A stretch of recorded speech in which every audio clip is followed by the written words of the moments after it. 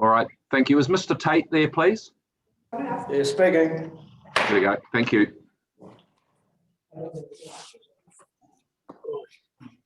Just when you're ready, thank you.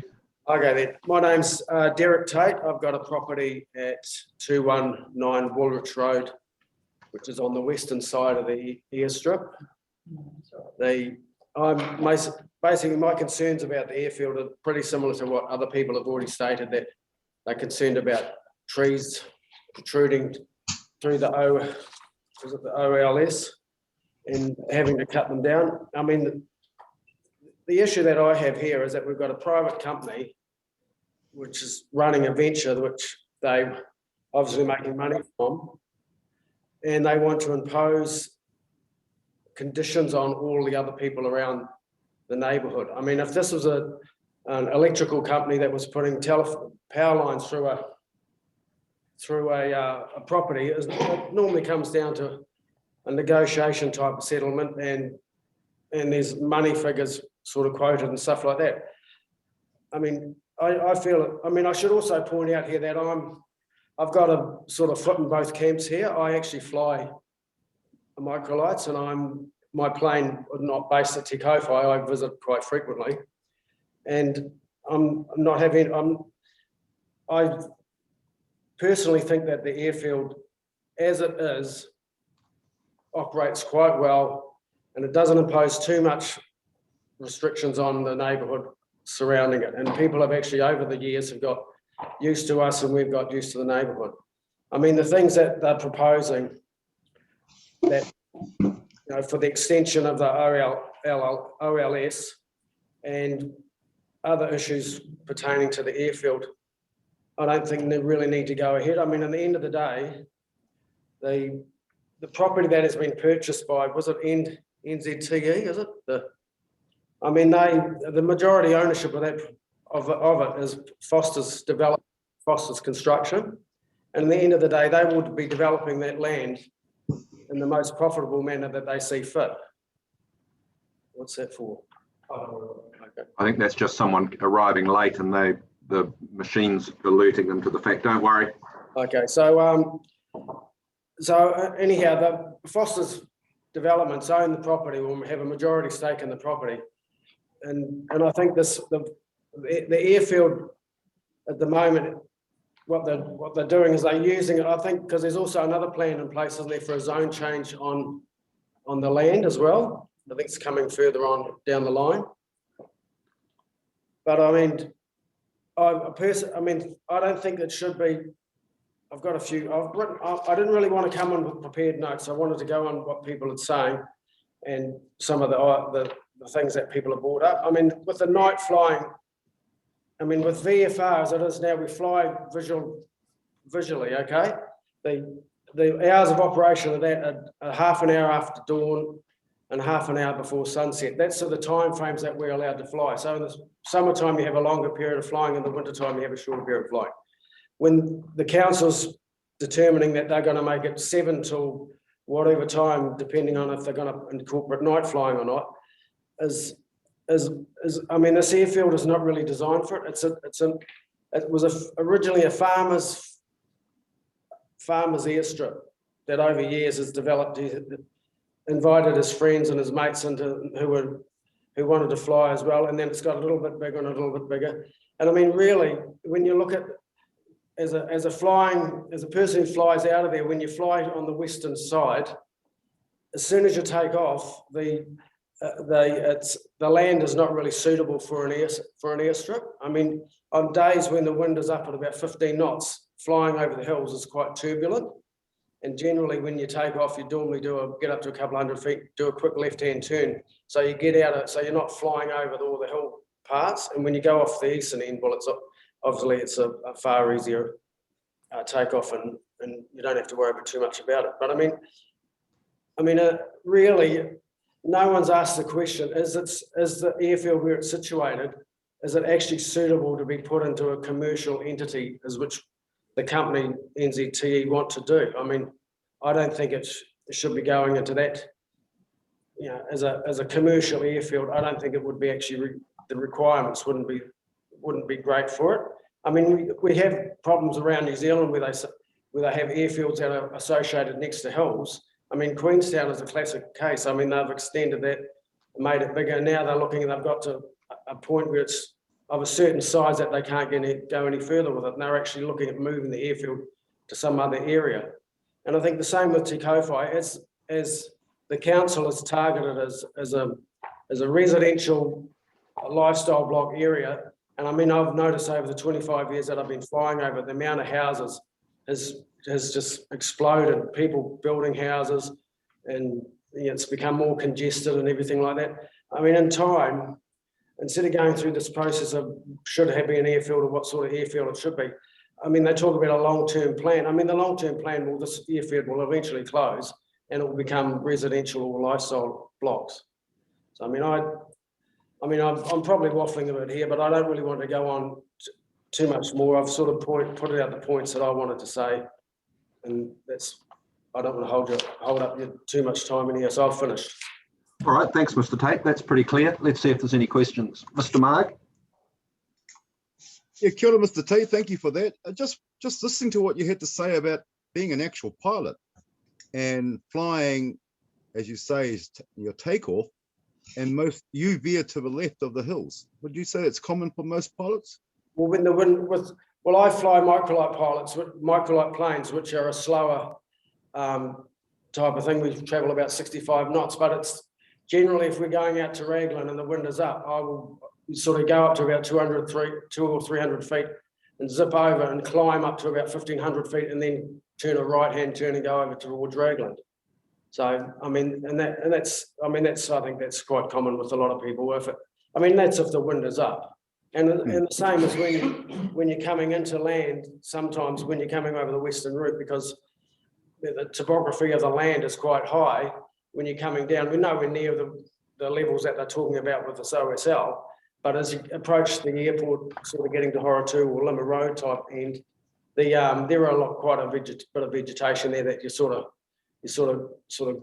you get quite close to, or you try and dodge. So there is issues with it, but and you can't expect, as a flyer, we can't impose on the residents of the area. I mean, we do enough with the noise, and I think they're quite tolerant with what we do. But I mean, we can't impose them to cut all the trees down because we want a nice clean path coming into land and takeoff. I think it's probably a more suitable airfield would be something like Waharoa, as the lady said, the Matamata airfield. I mean, that is built on a flat area. There's no obstacles for miles around, and it's a great airport to operate from. And I don't think Te Kowhai, once it gets bigger, and you're looking at taking these things out at 2.5 kilometres. Well, I mean, that's the only reason you're doing that is you're getting a more commercial type entity going into that field, and that's something that the council has to consider in the future. Thank you for that, Mr. Tate. No other questions. Thank you. Ms. Sedgwick. Thank you. Mr. Tate, just a question on following on from that previous one. And I'm not aware of what the rate of climb is for a microlight, but approximately how far into the OLS would you be at 200 feet to go out of that territory, out of that designation? Well, I'm not too sure what with the LSLI. Basically, what you do when you take off from the end of the runway, you're probably airborne halfway along the runway strip, and by the time you get to about 300 feet, you're probably over like the road at the end, which I think is Horatu Road. Right. And then you like, if the wind is up, you'll do a left-hand turn and sort of track over towards Lima Road, and then get more height up until you're clear of all the turbulence, and then you'll go on your way wherever you're going. So. And that runway 23, that's the predominant runway? That's the main. Well, the weather comes from the west, so that's the predominant runway. I mean, and the thing is, that's like with us smaller planes, we have a shorter takeoff and a reasonable rate of lift or climb. But I mean, you're talking with general aviation planes, they're taking off at a higher speed. They'll use more of the runway, and they won't be. I mean, we're quite nimble on what we can do in the air with those sort of planes. They're more gentle take off, getting up to a certain speed, and probably the turbulence doesn't affect them that much, but it does affect them. There's no doubt about that. So just thinking again about your left turn at about Horrituhe Road. In your experience, would you say that general aviation aircraft such as a Cessna, which I believe is commonly used there as well, would that also turn given the different rate of climb? No, because they would have I only do it because it's comfortable, because I don't like going over turbulence. Okay, with a Cessna 152 or 176, you'll be flying. You follow the right path, and you go through the turbulence, and you go through all the rougher sort of thing, because you can't. They're not as nimble. They go faster. They have to get more airspeed off before they take off, and then the rate of climb is probably similar to a microlight, but they've advanced further down the runway, so they're taking off probably 3/4 of the way down the runway before you're going off into the you'll never be as low as OSL. They have to climb, like a microlight climbs to 500 feet, and we can do circuits a lot lower than general aviation. General aviation has to go up to 1,000 feet, and then they'll do these circuits and stuff like that. So there is, that's one of the good things when Max Clear designed these planes. He knew they were flying lower, so he made sure, because he basically piss off the neighbours, he made sure that they weren't a lot of noise involved in them. He put mufflers on them and things like that. Whereas like in general aviation, you'll find that a lot of planes have no noise control. They're just like, when they take off, they're loud. And when they get up airborne, once they get to 2,000 or 3,000 feet, you can't hear them. But that's just the difference between them.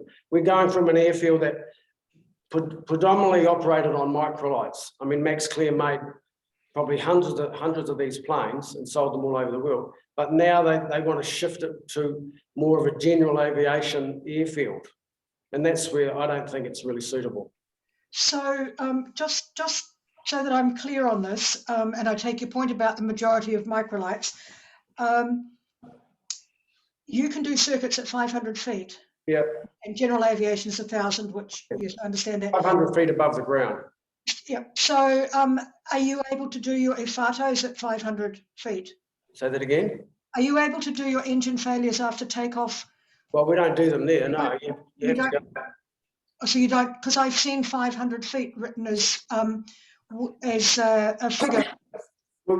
I'll rephrase that. When I was learning to fly, when we were taking off, we would never do it on the western end, but on the east end, we would take off when the wind was going the right way, and we would simulate engine failure on takeoff. Like you'd get up to 200 feet, and then the instructor would cut the engines, and then you'd quickly look for somewhere to land, and then you'd probably drop down to about maybe 50 feet or 100 feet, and then they'd start the engine up and you'd carry on. But we're talking 25 years ago when the engines weren't as reliable as what they are now. And that sort of scenario, when you do an engine failure sort of thing, you might do it on the downward leg, and which is, on part of the circuit. Yep. And they'll say, right, the engine failure is happening, and you have to work out whether to go and find something beneath you or try and get round to the airfield. But generally speaking, if we're practicing, we'll go further away from the field, generally over towards Taupiri, areas like that aren't,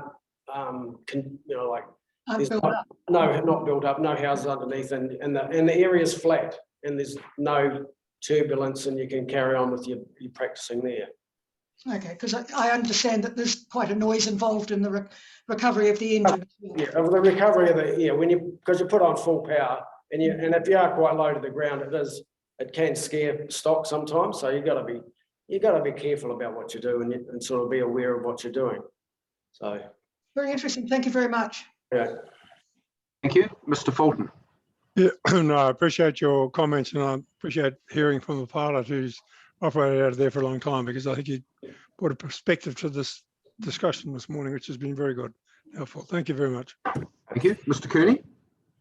Just to clarify, Mr. Tate, do you actually you don't keep your microlight here on this aerodrome? No, I have my microlight stored at an airfield at Martini. But you still use this air? Not as often as I used to. I originally didn't have a plane and used to hire the plane from Te Kaiwhai Airfield. And since then, but I've since, like in the last few years, I've had my own plane and it's based out at Matangi. But generally speaking, a lot of the flyers now, although their planes are based at Te Kaiwhai Airfield, when we do anything like a weekend safari or something like that, we generally go out. A lot of them will actually meet up at another airfield, which is called the GMC, which is the Gordonton Microlight Club, which is another airfield which is over by 10-foot road, and we do briefings there and sort of work out where we're going to go and what we're going to do and things like that. So the Te Kaiwhai Airfield for a lot of people now is just really a storage place where their planes are, and they sort of leave that and then they'll go and do something else. I mean, a lot of I can't speak for most people because I'm probably an infrequent user of the Te Kaiwhai Airfield now in the last few years because I don't need to go there. Yeah. Okay. How big's your property? My property at Woolwich Road is 30 acres. 30 acres. Okay. And how are you under the bow tie or the?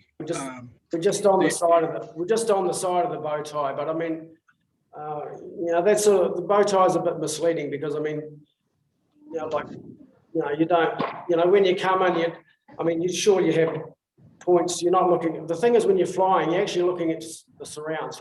You're not looking at the instruments. You're looking at because it's called visual flying. Okay, so basically, you're looking for points on the ground of where you should be going, but that doesn't happen all the time.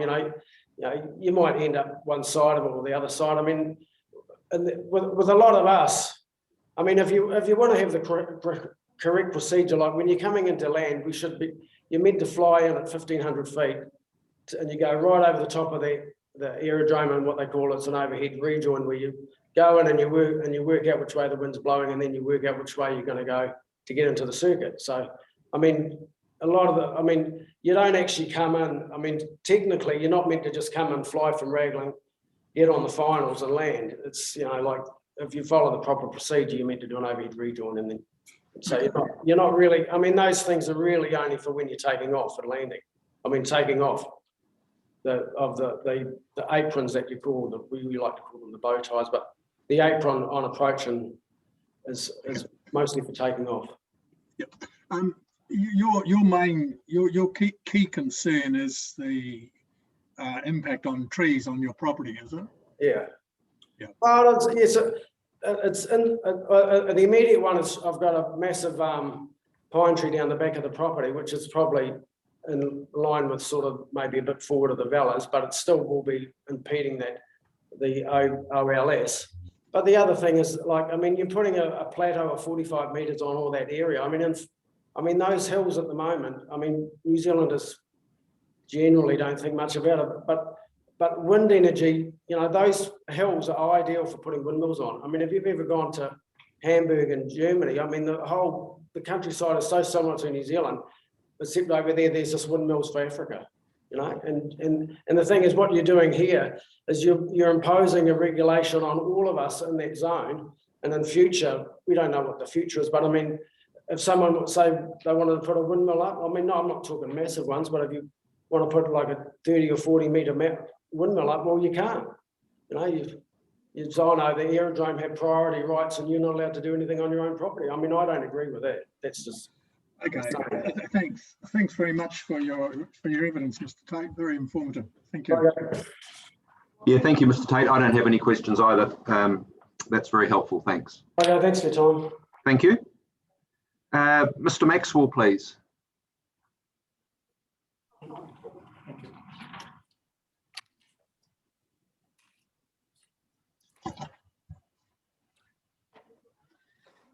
Good afternoon. Good afternoon. Talking for Mrs. Madgwick of 265 Collie Road. Yes. Which is also Charles Barton Lane. Her property is 17.5 hectares, and it's on the property that the Trigg station is that the Vellas were talking about this morning. So it's a neighbour of Vella.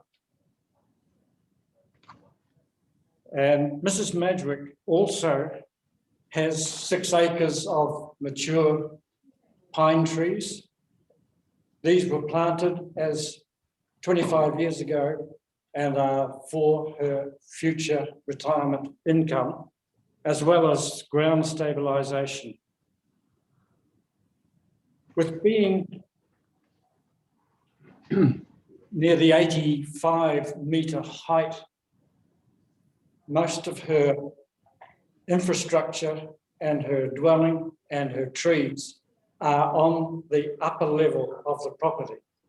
So it is actually very close to the height of the OLS already, and this includes a house, a residence, and farm buildings.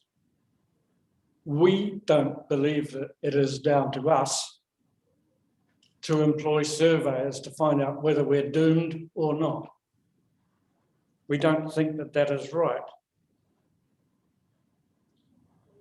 Always from the NZTE airfield people, we have had generic letters and replies to our inquiries to them that we are unlikely to have any OLS effect on our property and infrastructure.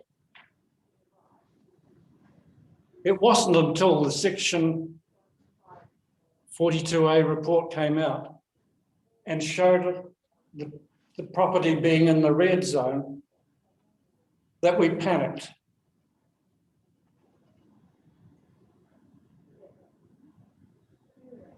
Mrs. Madgwick doesn't feel capable of coming here and being able to speak straight to you. She's angry and devastated that all of her assets are within the clear out zone.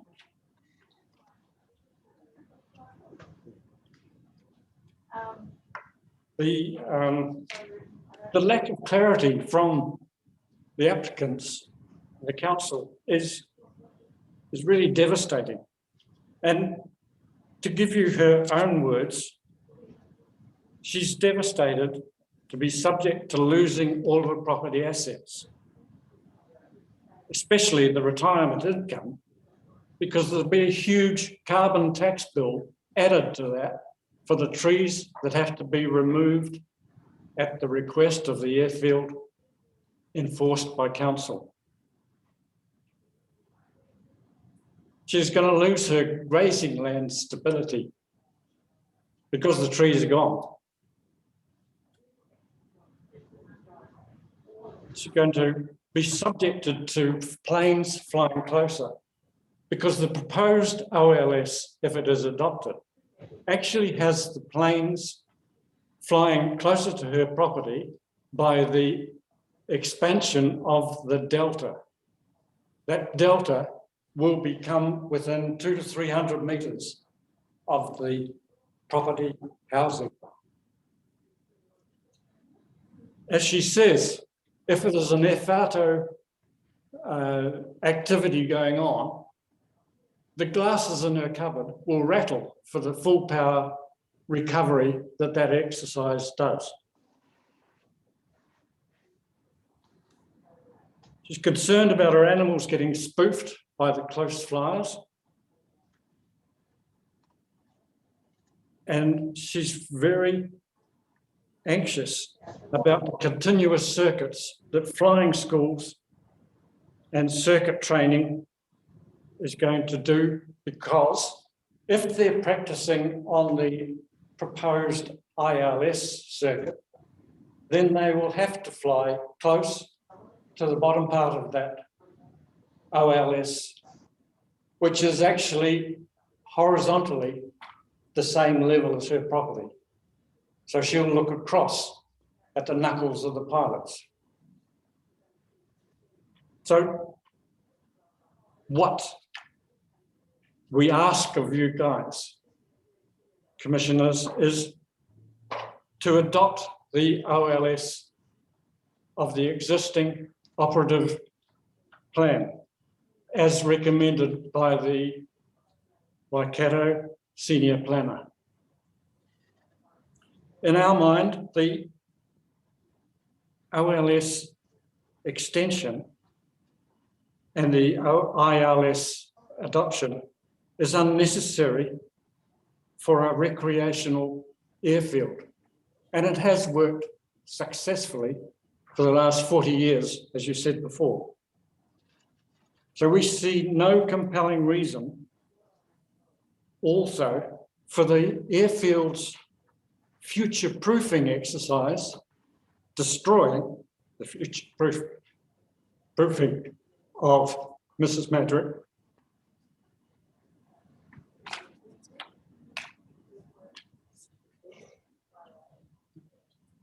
Yeah. Really, this airfield change should not be part of the 10-year district plan. It should have been a notified departure as a special application.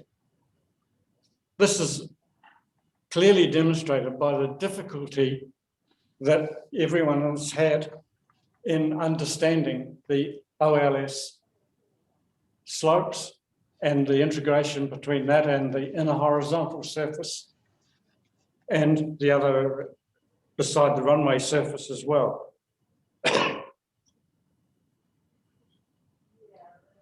So we appealed, but we had this discussion this morning about the difficulty understanding the OLS.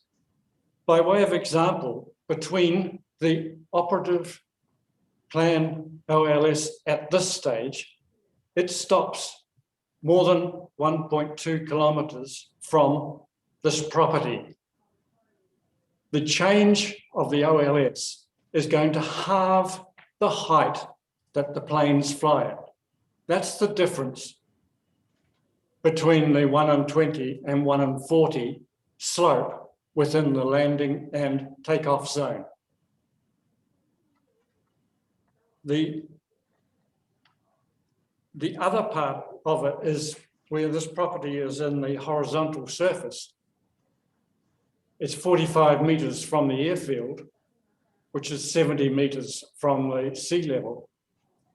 So this property is going to lose everything that's in that zone. And that's dramatic and should not be allowed. Finally, we appeal, Commissioners, for your decision to uphold the recommendations of Section 42A. Because the OLS area actually covers 85% of the residences in the whole Te Kauai area. So what you're making your decision on is going to dominate the village in the future. And there's a serious risk of it becoming an airfield town instead of a vibrant country residential area.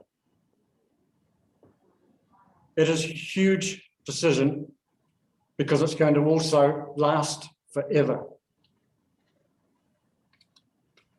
I just wanted to repeat that this submission is on behalf of Vicky Madrick for her property, which is next to the villas, and the northern boundary is close to the delta for the proposed landing zone. I'm finished. Thank you, Mr. Maxwell. I don't think we can ask you any questions on Ms. Madrick's behalf, but thank you for providing her submission to us, or her evidence to us. If you can proceed now to present the submission on behalf of yourself and your wife, please. Right.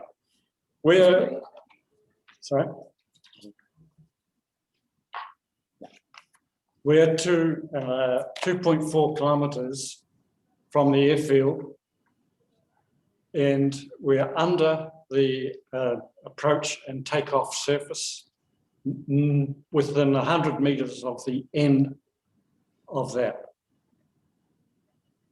We are a residential property, and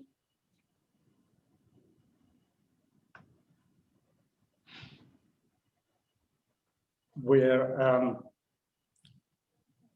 not directly affected by being quite a distance from the airfield as far as the landing and takeoff zone, as we're right at the end of it. But it is still really important to us because of the possibility of 130 air park residences, new ones, with small hobby aeroplanes for owners based there is really quite okay. But the possibility of 130 residences filled with student pilots and all of them on a continuous basis doing circuits and training is absolutely scary.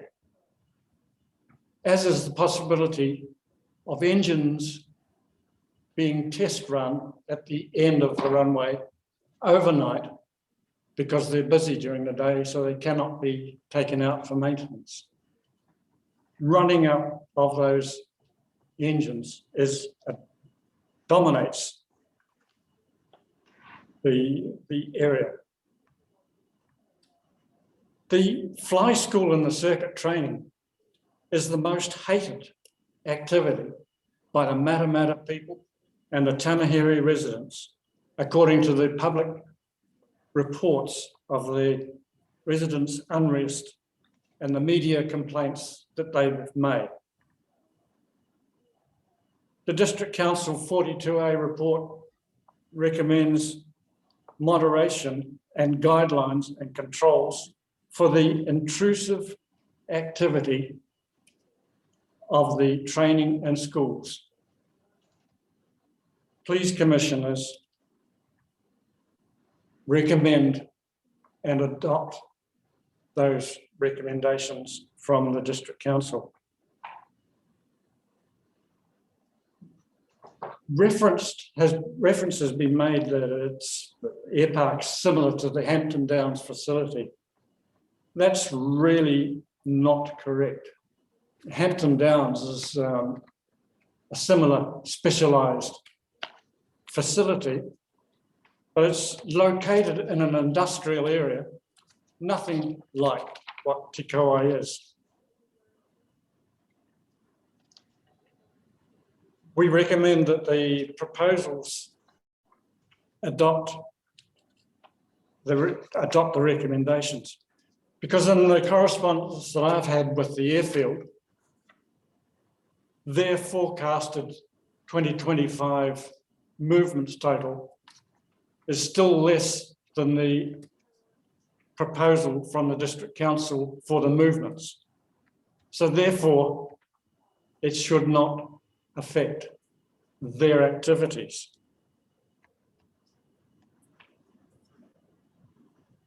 Their information to us on their inquiry also said that they do not plan night flights. It is a little bit ambiguous because then they say they might be 2% of the movements. And then they say it'll have a premium counting in their movements listing system.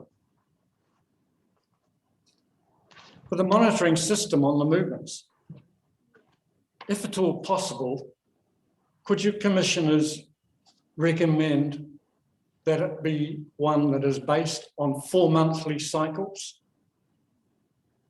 The proposal that it is done after 3 years is not really practical, and it's not fair to the people that are involved. And it's easy to adapt as well. The initial application by the airfield for movements was 25,000 per annum. That's actually more than the regional airport of Napier, of Whangarei, of Invercargill, and Dunedin, and many South Island airfields. That seems impractical. But maybe it's because the CAA rules use the volume of flights in the calculation of the airfield runways, etc. We see no reason why the emergency and safety operations for night flights are necessary. I mean, Hamilton Regional Airport has a permanent helicopter and rescue service based there, and it's very close to the hospital. So why have an emergency infrastructure nominated when it's only 10 to 15 minutes flight from the regional Hamilton Airport one?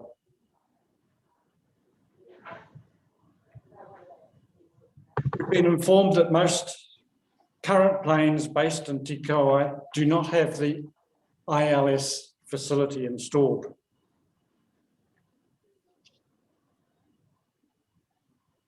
Again, if someone gets caught out, perhaps an itinerant flyer or someone gets weatherbound, then they must surely go to the Hamilton Airport where the ILS system can help them, and it's only 10 minutes away. We've noted that, and I want to talk briefly, nearly finished, about the LIM encumbrances. We've noted that the airfield have negotiated private OLS arrangements with the close runway neighbours. What that is not our business. We're not interested. But we request the commissioners to support the District Council recommendation that LIM encumbrances are excluded for all of the properties located in the OLS region, but have the OLS height far exceeding the operating height limits for their buildings in that location. It's easy to install at council. It has huge impact on all of the peoples, because the OLS covers 85% of the people and the population, and it dominates. So please, commissioners, really consider removing the LIM notification, especially in our location where it is 65 metres above us for the delta.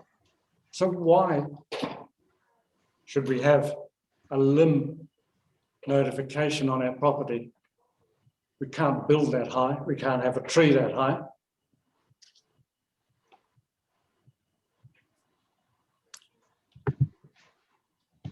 So please, commissioners, we respectfully request that you adopt the recommendations of the District Council Section 42A report. Thank you. Thank you, Mr. Maxwell. Let's see if there's any questions. Mr. Cooney? Yes, sorry about that. I'm just... Yes, thank you. Look, I've only got one point. It's mainly of clarification, and that is, I think Ms. Marjowick was of the impression that planes will fly at lower height because the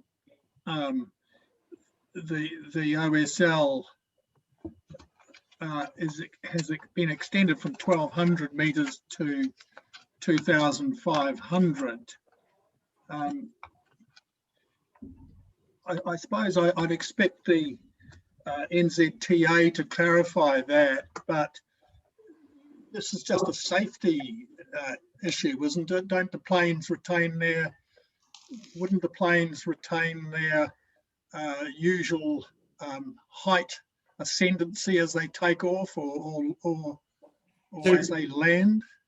To answer that, may I answer that?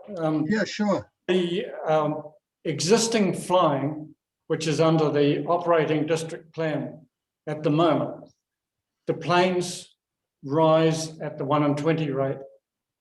And by the time they're over the Woolwich Road area, they're already turning away and going on their circuit or to their destination. The practicing under the new extended OLS rule would require them to go at half of that height through to 2.5 kilometres to stay within their ILS guidance requirement. Yes, well, thanks for that, because that's the very point I would expect. I haven't quite finished. Okay. The last submitter said sometimes the wind will drift them off course slightly, or they will hit a downdraft and go lower. That is still a possibility, and it is scary if they're already doing their lowest track course as a training exercise. No, I've shut up. No, I didn't mean to interrupt you. I say thanks for that. But that's the very point I think we need clarification on. I thought those extended areas are for safety reasons only and don't change the normal practice of takeoff and landing heights. So maybe when it comes to NZTE's case, they can clarify that, or Mr. Park can, or somebody. Sure. Thank you. Thank you. Thank you, Ms. Sedgwick. Following on from that question, can I just be clear? From what I understand you're saying is the OLS indicates to pilots the height that they must fly through the whole extent of the OLS. Is that what I just heard you say? The OLS has a lower limit, which is the delta slope of 1 in 40. But does it have a higher limit? No. If your rate of climb was faster, there is nothing that says you can't exceed. You mustn't fly lower than the OLS limit, but you can in fact fly higher should your rate of climb be such. You can, but the OLS is in place. Sorry, the OLS is in place to guide planes when they can't see. So they've got to get down somehow. So, okay, so I understand an ILS is the lights on the runway that are used to interact with the aircraft so that the aircraft knows where it is in relation to the height coming into the runway. Is that correct? Is that your understanding? Yes. Okay, so I'm not clear how that relates to the OLS, which is talking about the obstacles that you might encounter on your approach, or more likely on your departure, actually, if you're using runway 23, because you wouldn't land over runway 23, you wouldn't land over 03, you'd come back up runway 23. If runway 23 is going west, yes, then it is the reason for Mrs. Madgwick's extreme concern. That's Because their slope at 1 in 40 is so much closer to her property by being half of the height of the 1 in 20, which is the existing district plan. And the operating district plan, which we're hoping you'll recommend, there's not been any incidences, problems, or crashes using that in the last 40 years. Right. So why change it? Thank you very much. That was really helpful. Thank you. Mr. Fulton? Thank you. Excuse me. Thank you. No, I don't have any questions, but I really appreciate your submission. I think you've made very clear to me your submission points, and I think it's helpful that more and more of this is being repeated by different people. So I really appreciate your presentation. Thank you. Thank you. Mr. Marg, anything from you? No questions, but thank you very much, Mr. Maxwell. And I have no questions either. Thank you. Thank you very much for your submission and your time this afternoon. which brings us to Dr. Forrett on behalf of a number of submitters. Thank you. Thank you, Commissioner. These submissions are on behalf of Greg Metcalf, Lloyd Davis, and Marshall and Christine Stead, all of whom have filed evidence. Mr. Holbrook is going to present the evidence on behalf of Greg Metcalf. The issues for all of these submitters are quite intertwined, and I'm proposing to give a summary of my legal submissions first, and then for the individual submitters to speak to their evidence. Their evidence attaches plans which show the location of all of the properties. All of these submitters live close to the airfield. Mr. Metcalf is in the western sector of the OLS, closer to the airfield than the Madgwick property.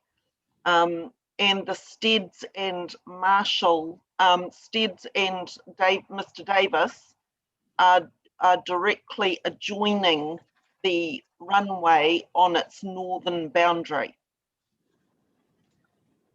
Mr. Davis is going to be have his son-in-law assist him in giving his speaking to his evidence. They had to leave for this afternoon slot, but I understand will be available later in the afternoon, and his son Jason Strangwick will be with Mr. Davis. The three submitters have similar concerns, and I've summarised my legal submissions, and I'm not going to read through those again. You've had the benefit of those, and in particular in relation to the existing use rights issue, our view has sort of landed fairly closely with the Tompkins Wake opinion on where those existing use rights apply, and I'll just address that in my summary. So that Ms. Forrett, could you put your screen? We're just getting the sort of top of your head here. Yeah, that's better. Yeah, thank you. Thank you, Commissioner. I'm actually sitting on a deck outside a venue where I have been attending a strategy day, so it's all a little bit outdoorsy here. Is that a real scene behind you? It is a real scene. It's on the way to do the Milford track in South Island. It's not a fake one like Mr. Mitchell's. No, well, Mr. Mitchell's isn't fake either. No, this isn't the real scene behind me at the moment. I am on a deck at a house, Okay. but it is as real as Mr. Mitchell's one. Thank you. Excuse me, Dr. Forrett, can I just address a housekeeping matter with the panel in terms of how much longer we're going to run today? Certainly, Mr. Bell. Dr. McGill. Oh, sorry. Sorry, Dr. McGill. I can't see the names on the screen. That's okay. I'm just wondering whether the panel is inclined to carry on and finish today. It's certainly been my briefing to our experts, and it is my intention in terms of submissions to keep things as concise as possible. It would be good to get an indication from Dr. Forrett as to how long they expect their presentation to take, and then one from the panel as to whether the panel thinks that we can complete today.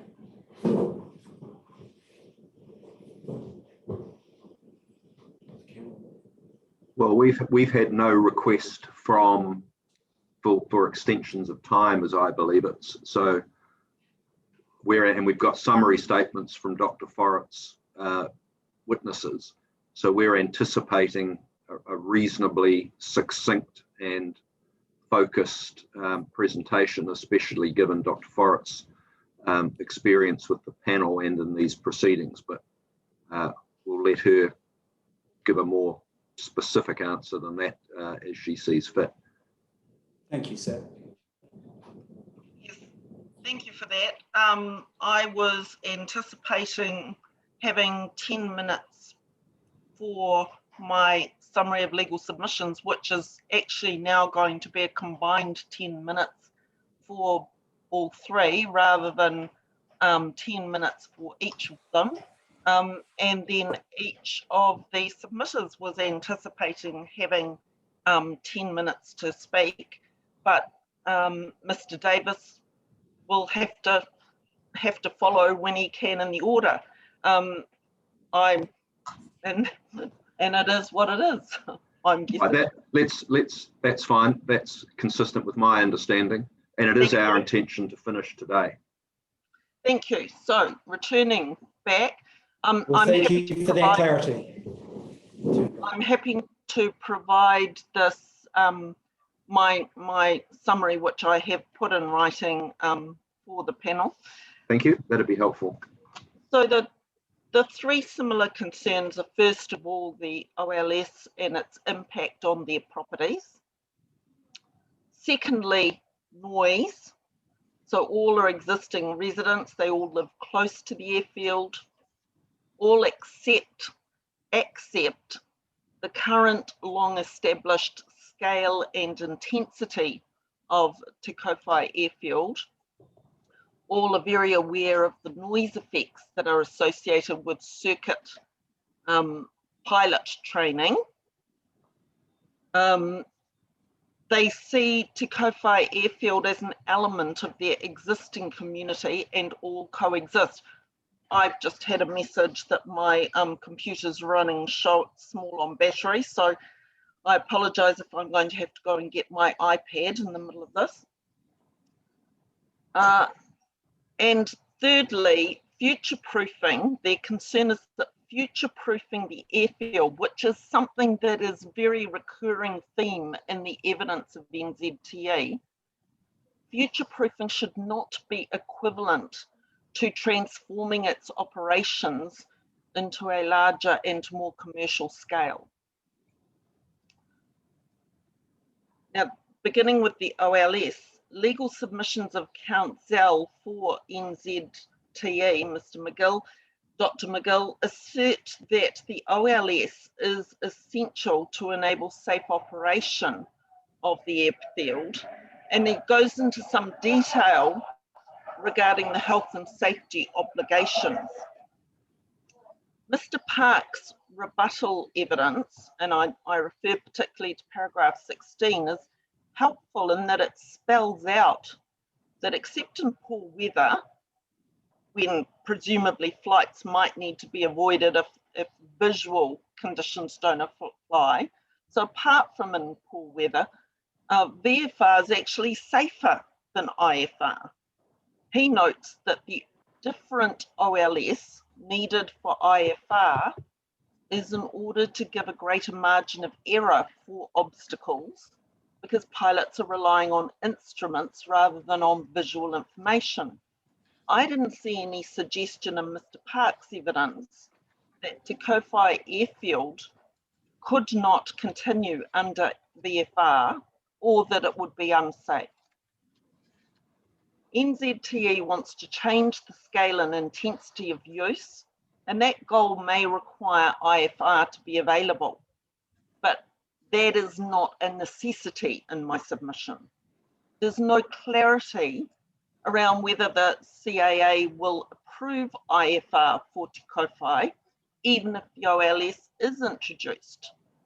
NZTA has apparently been in discussions with CAA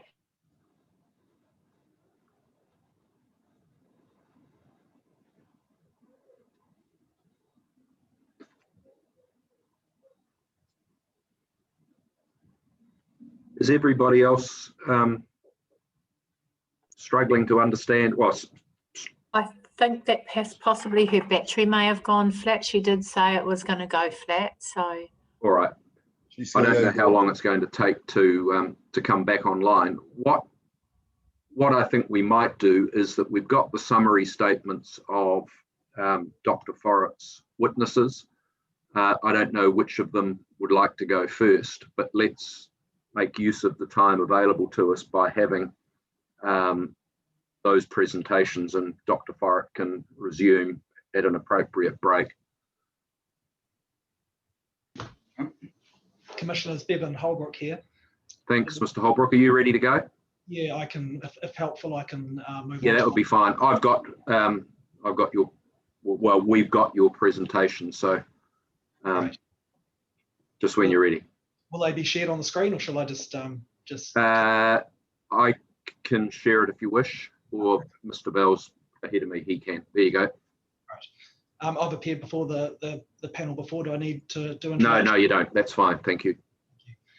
So the next slide, please.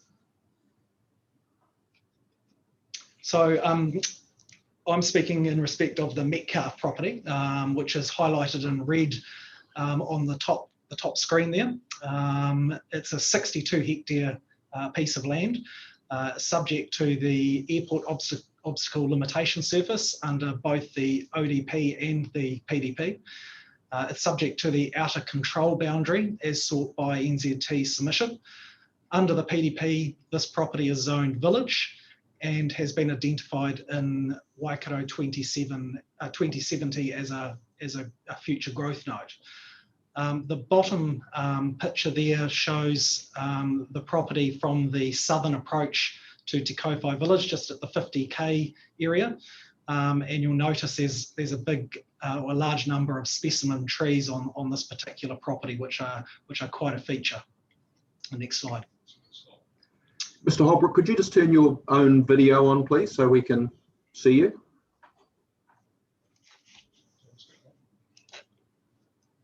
How's that? That's better. Thank you. Just by way of introductions, I've got Greg Metcalfe with me, and also his business partner, Gary Webb. Thanks, gentlemen. So I'll just now briefly touch on the main themes of Mr. Metcalfe's submission. So the first area is around flight training schools and circuit training. So in Mr. Metcalfe's submission, he requested that flight training schools and circuit trainings are provided for as non-complying activities. And the reason for this is that repeated circuits, touch and go landings, and engine stalls have the potential to induce neighbour anxiety and adversely affect the amenity values of the area. I think an earlier submitter had referenced the Matamata aerodrome. So yes, I have seen reports in the media regarding this particular facility where neighbours have gone to the media about the effects of flight training schools and circuit training. So the link to that particular news article is at the bottom of the slide there if you wanted to take a look at that. Thank you. So in terms of what Mr. Metcalfe is seeking is he supports the recommendation in the Section 42A report, which that provides for flight training schools and circuit training as non-complying activity. Next slide. The next theme of Mr. Metcalfe's submission related to some definitions. So in the district plan as notified, there were terms general aviation and recreational flying. Neither of these terms were defined in the plan. So Mr. Metcalfe sought some definitions to avoid ambiguity and uncertainty as to what these activities would entail. So the Section 42A report has recommended that general aviation and recreational flying is actually deleted, and that those terms are replaced with a single activity, which is termed aircraft operations. So in this respect, Mr. Metcalfe supports the recommendation in the 42A report. Thank you. The next area of the submission relates to the airport obstacle limitation surface. In this respect, Mr. Metcalfe opposes the introduction of the OLS based on instrument flight rules, and requests that the OLS reverts to one from the Waikato Operative District Plan, which is based on visual flight rules. The proposed OLS based on IFR, or instrument flight rules, is lower than the existing based on VFR. Now the picture on the slide there shows in yellow approximately 40 trees which are affected by the new OLS, and also in blue, the shaded blue areas or hatched blue areas, there's 3 areas where the OLS comes within 10 metres of the ground level on this particular property. Next slide. So these are 2 diagrams that NZTA shared with Mr. Metcalfe early on in terms of consultation. So the first, or the top diagram, is a cross section down the length of the OLS. So as the planes would be travelling across his property. The purple line is the existing OLS from the operative plan, and the blue line is the proposed. You can also see the ground level and various trees on the property through this particular cross section. So you can certainly see the impact of the lower OLS in respect of the trees in particular. Now the second cross section is through the flight path, so to speak. And again, the red area is the existing OLS, and the blue is the proposed. So again, you can see the effect on this particular property at one particular point, mind you, in relation to those trees. So I understand that in terms of the impact on the trees, there's around about 40 on the Metcalfe property that are affected. And the one that's affected the most is intruding by about 24 metres under the new OLS, so it's quite a significant intrusion. Next slide.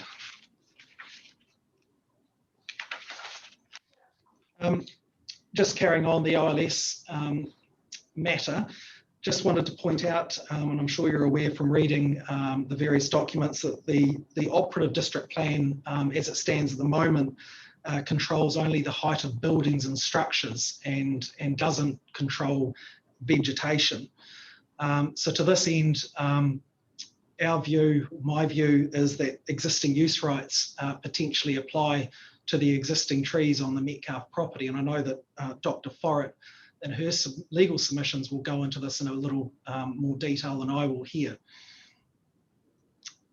In terms of the potential for existing trees to remain as an exception, this, I understand, usually requires an aeronautical study to be undertaken, which is under the CAA guidelines part 157.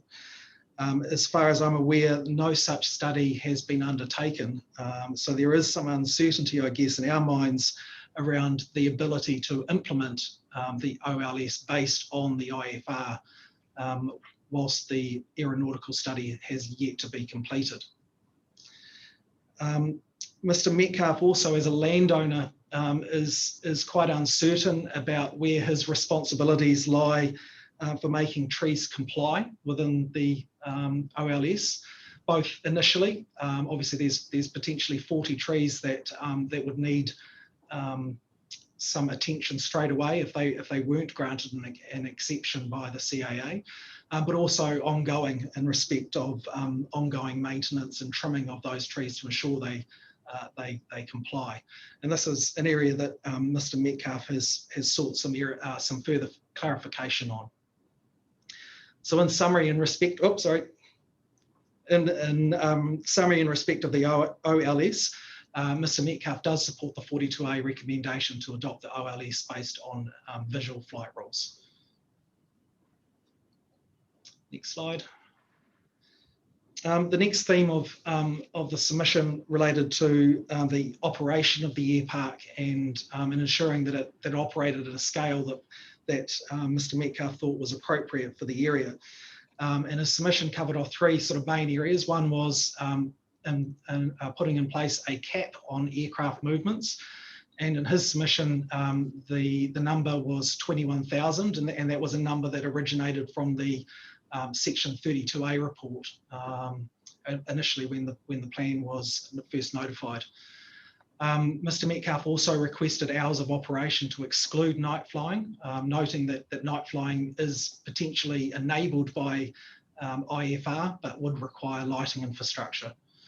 And then finally, Mr. Metcalfe requested the preparation of a air park management plan and noise management plan that was undertaken in consultation with affected neighbours and which takes into account fly neighbourly principles.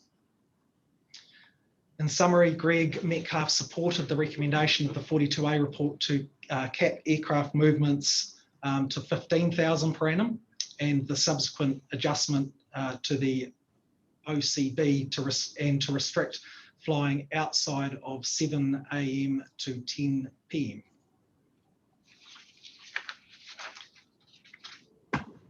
And Mr. Metcalfe is also still keen on ensuring fly neighbourly principles are adopted and noting that the 42A report feels that this would be difficult to achieve within the district plan framework, but notwithstanding that, there's certainly an opportunity for that to occur outside the district plan as well. And Mr. Metcalfe is certainly keen to engage with NZTA on that. Moving to the outer control boundaries, this is the one that deals with noise. So the outer control boundary as notified by the PDP did not affect the Metcalfe property. The amended OCB was requested by NZTE and results in the OCB extending into part of the Metcalfe property. So you can see there the extent of that on the diagram there. Mr. Metcalfe generally supports the recommendations in the 42A report regarding the Tonkin and Taylor OCB and the amended rules and policies. Mr. Metcalfe requests that rules 22.1.5 and 24.1.3, however, do not apply to land that falls within the 55 decibel contour line. And that, I believe, has been accepted by the Ms. Ensor. Next slide. So in conclusion, Mr. Metcalfe isn't opposed in principle to the air park and considers that there is an opportunity here for the air park and the wider Te Kowhai community to successfully coexist. Mr. Metcalfe, however, requests additional controls to ensure the scale of the air park remains appropriate and to ensure that neighbours are not unduly affected by it. This includes restrictions on flight schools, circuit training, night flights and cap on annual aircraft movements. Mr. Metcalfe is concerned about the impact of the lower OLS and the effect this will have on his property and in respect to the trees in particular, and is still uncertain how this issue can be resolved. That's all from me. Thank you, Mr. Holbrook. I think Dr. Forrett is back again. We weren't sure quite how long it would take you to find your laptop, your iPad, Dr. Forrett. We weren't sure whether you had to tramp out to get it. So Mr. Holbrook helpfully filled the gap there, but we'll pass back to you to either complete your subs now, or we can do that at the end of the witnesses, whatever suits you best. Thank you, Commissioner. No, I was able to get them, but it did take a little bit of effort to try and get rejoined. Just before you do, I just wanted to, on reflection, Dr. McGill asked about our intention today. Our intention is to complete today, and I should have said if practicable or if it's reasonable to do that.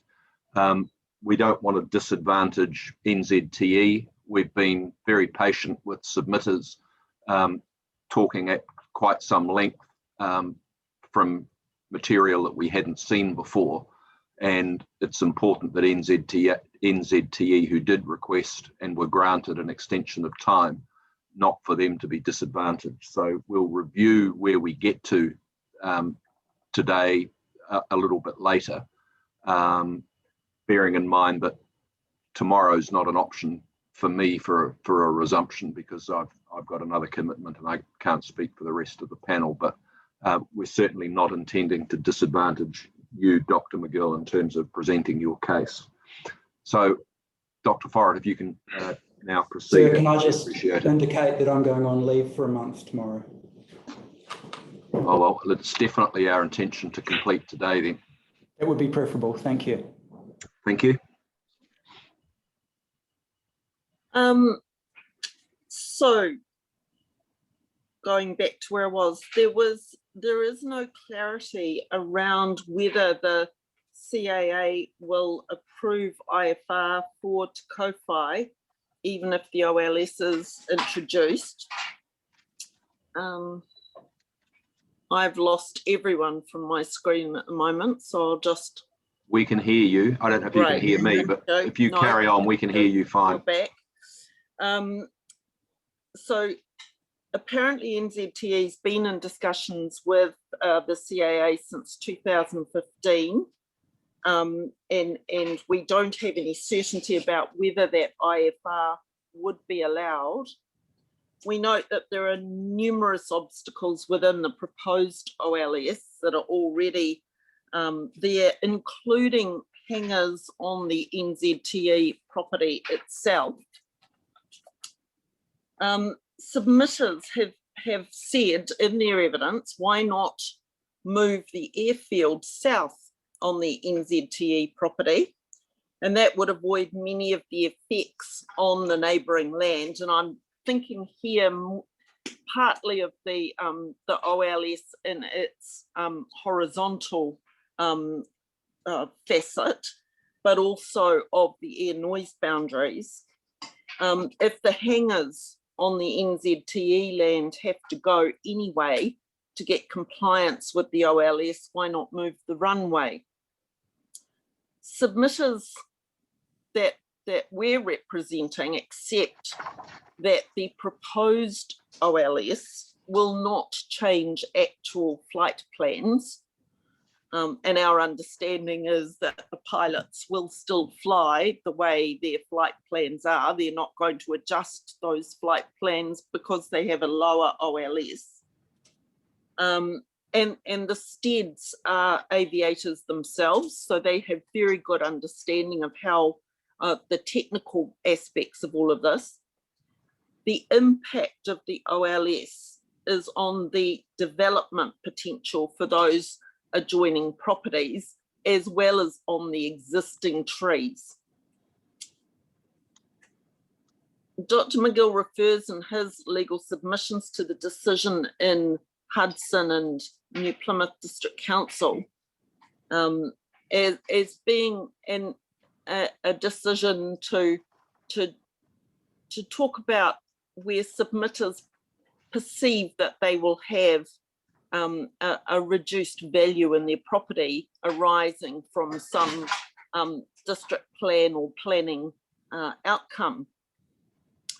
In our submission, it's not relevant in this situation. This is not a situation where there might be a perceived drop in value, as could be associated with a property in the vicinity of a public work or of a different zone. The proposed OLS will introduce rules that will directly impact the development rights over those properties. It doesn't require experted evidence to conclude that having 1/3 of a property covered with an OLS, as largely applies to the Stead and Davis properties, that will result in residential development becoming a non-complying activity, that there will be an adverse effect on their property values. That will be the result on the Davis and Stead properties, whether they eventually become zoned village or future residential. The resulting impact on subdivision and development potential is obvious. It's also relevant that these submitters can and do give relevant evidence of adverse effects on their amenity and their properties, and that they don't have to have expert evidence in order for this panel to be able to hear and consider that evidence. Having said that, Mr. Holbrook has given expert planning evidence for Mr. Metcalfe. I should note at this stage that these submissions are taken on the basis that the all 3 properties under the proposed district plan are to be rezoned village, but we are aware of further recommendations that might make it future urban, and that we're continuing on the basis of what is proposed under the proposed plan. But in either way, in the future, there's no doubt that the district council is anticipating that these properties will have more intensive residential development. In terms of existing use rights, Mr. Sargent talks about the trees being an issue to consider in a few years down the track, and that's his evidence of paragraph 72. And that in my submission is not consistent with the need to introduce the proposed OLS to future-proof the airfield.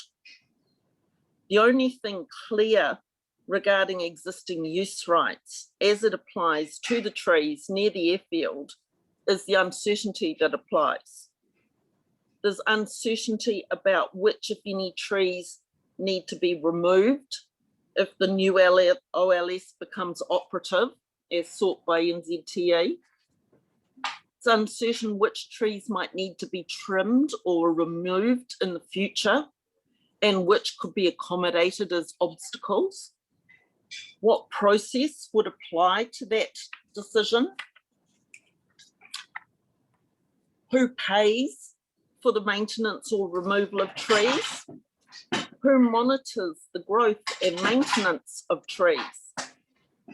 How is compensation assessed, if at all, keeping in mind that the Public Works Act doesn't apply? Will CAA approval to IFR be forthcoming, given the existing lawful intrusions? If not, why impose restrictions on neighbouring land when the airfield can continue to operate under VFR? And the subjectivity that Dr. McGill describes and lays at the feet of neighbours is really, in my submission, subjectivity by NZTA. The outcome sought by NZTA is one with the maximum benefit and least disadvantage to the airfield, as envisaged with future growth and expansion, without addressing the very obvious disadvantages to neighbouring properties. The Rotorua Airport decision is addressed in my full legal submissions, and it's also addressed in the Tompkins Wake opinion on that, which the panel has. The thing for me with that decision is that the court was quite clear that particular determinations on where existing use rights lie with growing trees is kind of a case by case thing to look at, and that the court hadn't heard a lot of considered argument about it in that particular case.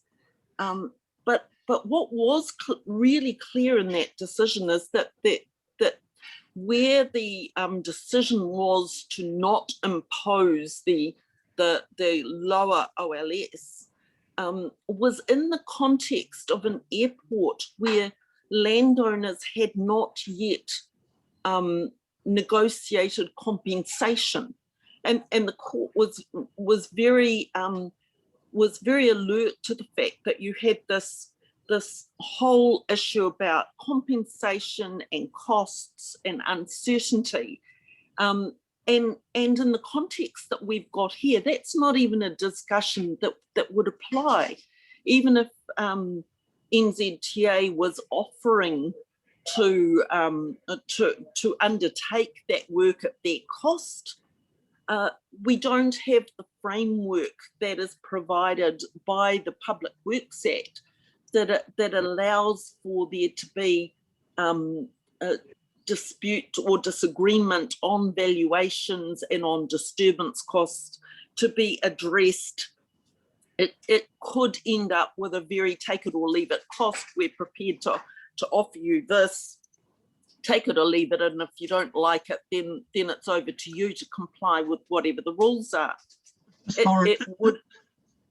Just on that point, isn't and I'm sorry to interrupt you, but I think we need to clarify the scope of this argument, because from that decision, it was clear that established trees have existing use rights, and that compensation doesn't really come into that particular finding or ruling. It's only the increase in the trees, and there's some debate about whether that can be subject to a requirement for trimming. Isn't that the issue with that decision? Yes, Commissioner, except that the decision recognised that for a lot of the trees in the Rotorua Airport case, which were very large trees, any trimming of them was effectively going to kill those trees. So it was not a case of just let's top them each year and keep them at a certain level. Once they penetrated that level and required that level of intrusion, that was going to be the death knell. And particularly on the Metcalfe property, but also on the Stead property, you already have some very large trees that are there. And if the rule is, the new OLS is put in place, then any further growth of those trees is going to be problematic as to how you keep them at the level that they were when the rule became operative. Yeah, no, thanks for that. So practical issues. I take your point. In terms of moving now to noise, the Dome Valley decision has confirmed that overflying aircraft cannot be controlled via rules in the RMA. And given that determination, it's even more significant that the two controls on scale of the airfield operations are via the noise rules and a limit on the number of aircraft movements. And the submitters accept that it is reasonable to have an air noise boundary to protect existing activities from reverse sensitivities complaints. And that can be achieved by requiring acoustic insulation into all buildings used for sensitive activities.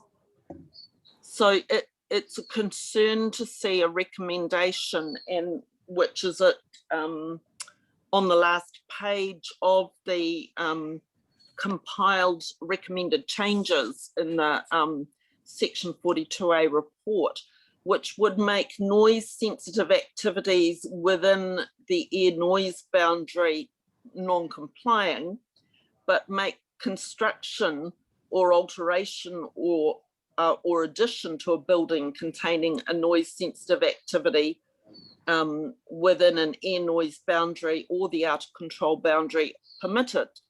And the result of that could be that you could build your house as a permitted activity, but you couldn't live in it. That would be a non-complying activity. The Tonkin and Taylor modelling reflects the scale that would be the maximum allowed with 15,000 air movements. And that level is supported by the submitters as being fair. They want equivalent rules that will apply to residential activity within the air noise boundary on the NZTE land, i.e. to be able to construct houses, provided they have proper acoustic insulation in accordance with the appendix.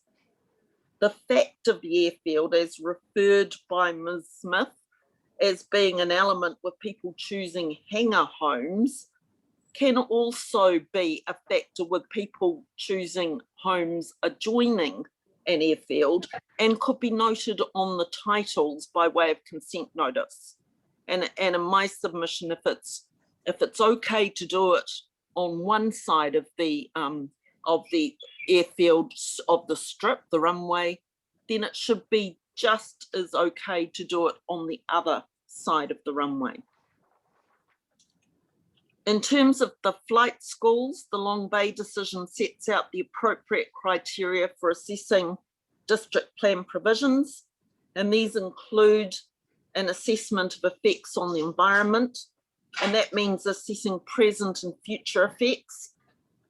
NZTE wants to future-proof its property.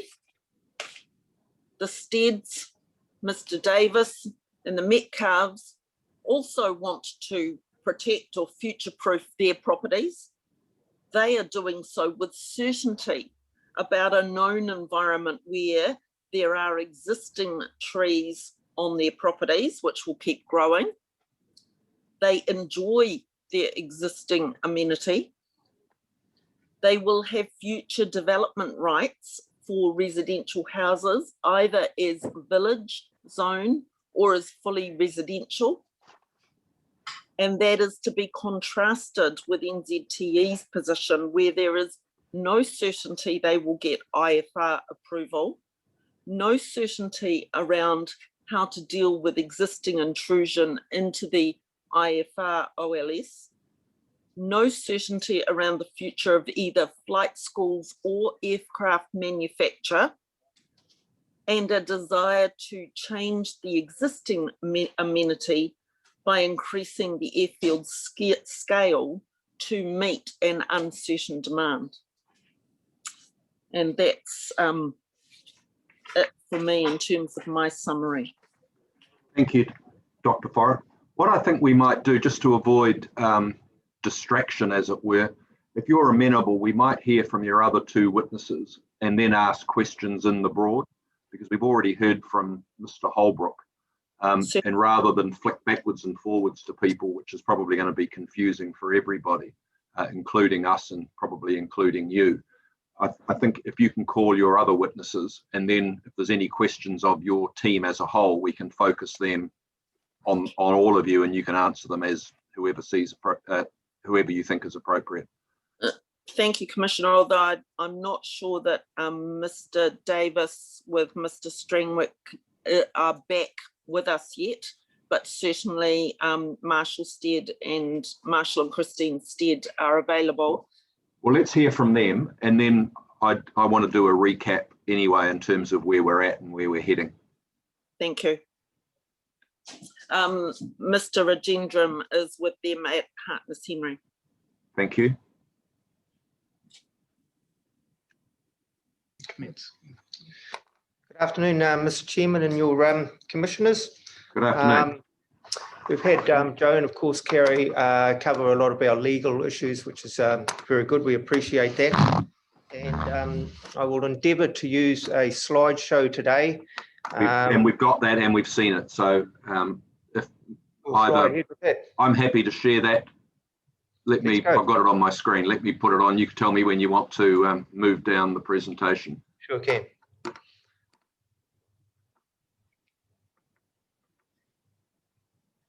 There you go. That should be it, is it? Not yet. Can't see it yet, Commissioner. Nothing coming up. Oh, that's weird. I'll try again. Just a moment. There you go. Flip straight on to the next one. Thank you. Yep. Is it there now? All right. Yep, that's great. Yep, flick on to 2. Yeah, I've just got to move my mouse across. Okay. Here we go. Yes, I will be using this slideshow, however, probably referring to some of my notes as well.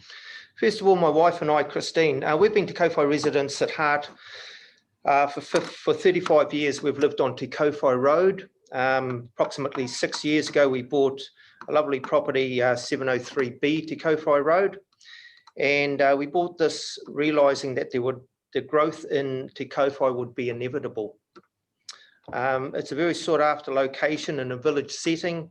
We are close to employment with Hamilton and the close proximity to the new industrial precinct, I guess, around the Te Rapa area.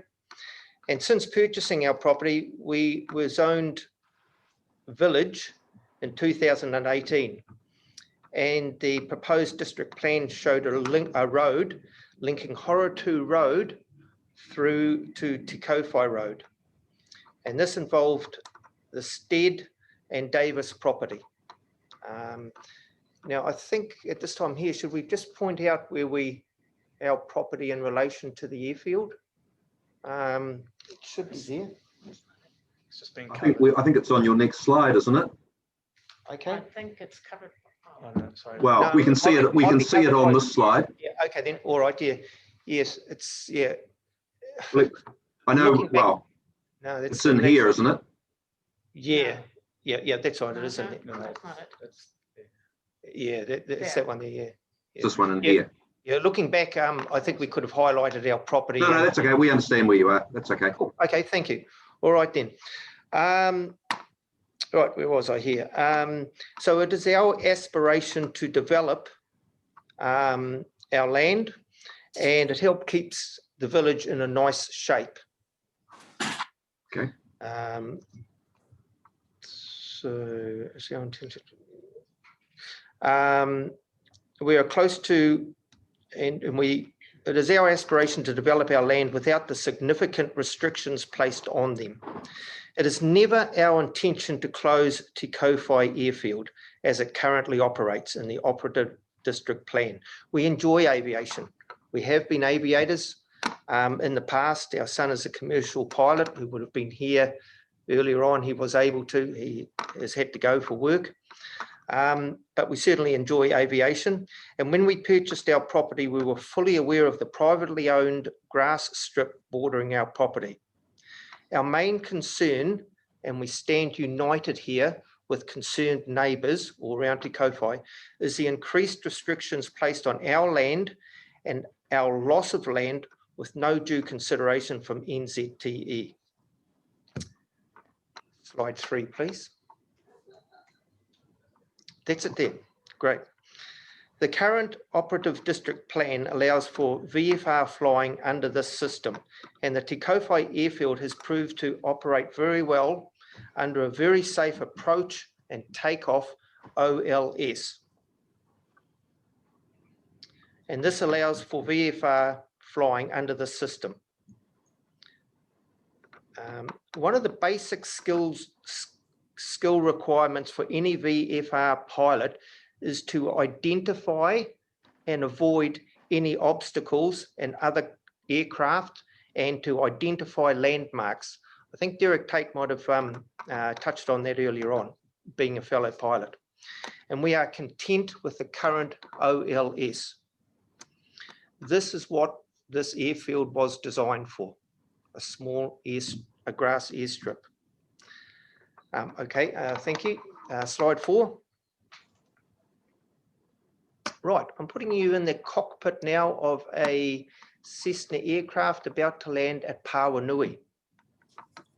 So this is an approach to Pawanui Airfield. Pawanui Airfield is a small visual flight rule airfield and one of the many non-certificated airfields safely operating within with many houses nearby. One house, 3/4 of the way down, I guess, from here, is 44 meters from the center line, and there's houses on both sides with the strip in the middle, 105 meters apart across the airstrip.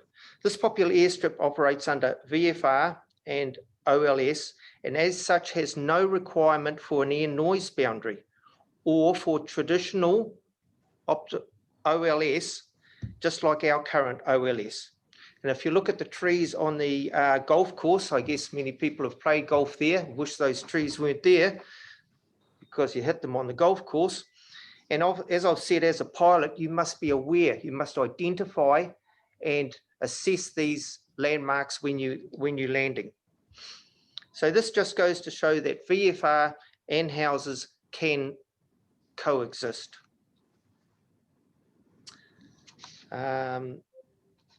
Okay, slide 5, please. Okay, I've got a question here. I'll have to go to my one here, just because your faces are there. These are existing hangars on the NZTE land, which appear to be within the proposed OLS. Do these hangars need to be moved to get IFR certification? The answer is definitely yes. They do have to be moved. The ones that are closest to the airstrip that you can see there, they definitely have to be moved. Now, a unique thing is these hangars have 30-year leases on them, and leaseholders may or may not, I know the answer to this, they may or may not know of this position. And if they are not moved, they are not within the proposed OLS, the current OLS, but not the proposed OLS. Could I just take this time to ask your commissioners to have a look at our boundary? So it is a hedge line, I guess it's a southern, it's a northern, so the top sort of part of the picture, I suppose. And that is how close our boundary, which runs from the right from the left to almost to the right. And that is how close our boundary is to the centre line of the airfield. Yeah, and that's a light airstrip. You did right. That is it there. Okay, could you just go along a little bit more? A little bit more. That way. Yeah. You're doing it right. That's the end of our property and the start of Mr. Lloyd Davis.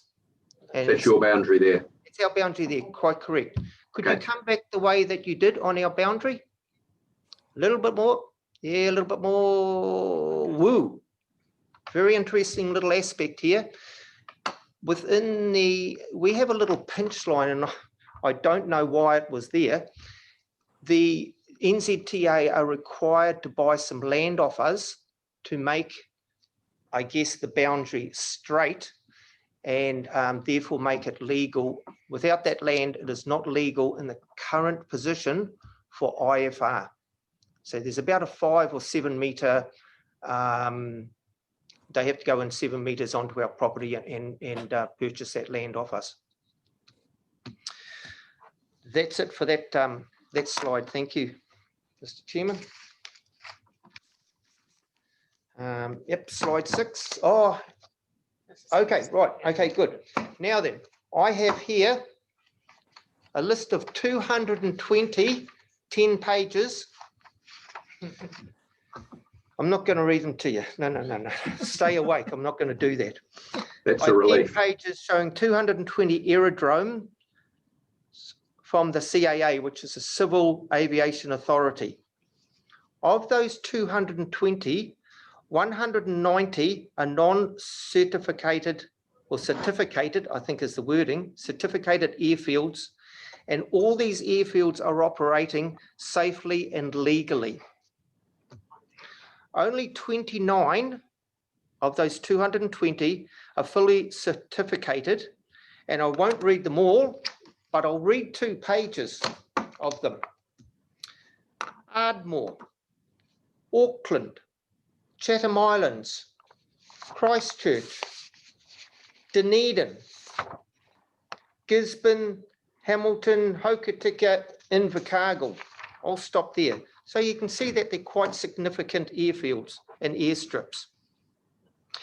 These are sealed airstrips with plenty of land either side of the airstrip for IFR requirements. Plenty of land. They've acquired the land long before that they decided to go IFR. The IFR appears to be run by airport authorities, and they are owned almost exclusively by councils. I think all 3 local councils own the Hamilton one, and they have legal protections in place. Of the 190 non-certificated airfields, they may or may not be recognised in their district plan. But, okay, slide 7, thank you. Okay. Is that our one? Is that the one I'm after? Okay, proposed OLS, great. Trees, yes. Already we've heard a little confusion over the trees.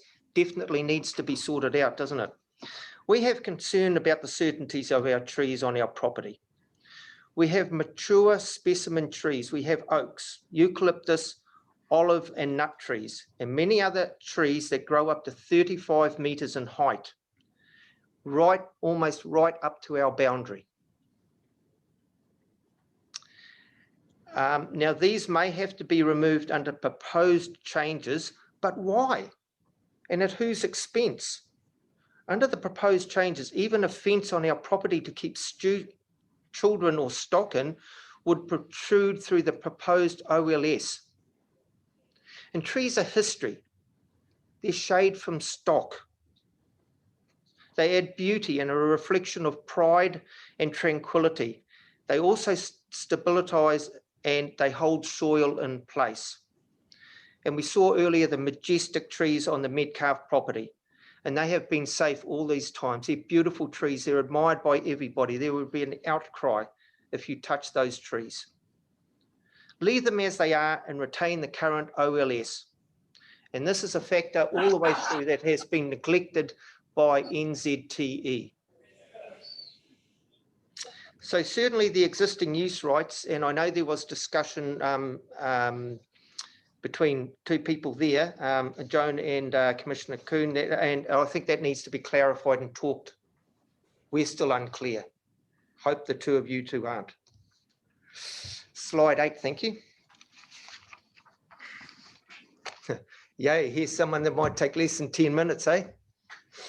I don't know, I'm not quite sure about that. I suspect you're at that limit now, but you're doing okay, so carry on. I'm gathering speed, I'm away. That's good. Keep going, keep it up. Okay, slide 8. Okay, we feel that 15,000 is an aircraft movement number that we can support, as is recommended in Section 42A report. We definitely support no flying from 10 o'clock at night to 7 o'clock in the morning. It has been mentioned, unless it's an emergency. Quite cool with this. And we believe that this should be capped quarterly. When you come up with a figure, an average figure, it always suits one person, and in this case, the airfield. For a third of the day, there's no flying because it's nighttime. 2 or 3 months of the year, either the airstrip will be under renovation or it will be too wet. There will be no flying. So therefore, for 5 or 6 months of the year, maybe 3 months, we're going to get a real lot of traffic. So I think it should be 3,750 per quarter. If not, we will accept 15,000. Sylvia Fowler, I think, raised some very good points about this. And as I've said, the only winner by now having an average is the airfield. Okay. Slide 9 and 10 I will be answering together, and it's to do with the air noise boundary. Joan has stepped up here and talked quite a bit about it, which is really good because there are a lot of legal issues. This is one of the big issues we have with the proposed district plan, with both the Marshall Day and the Tonkin-Taylor acoustic reports. We originally submitted, and this was a long time ago, on a Hagley acoustic report.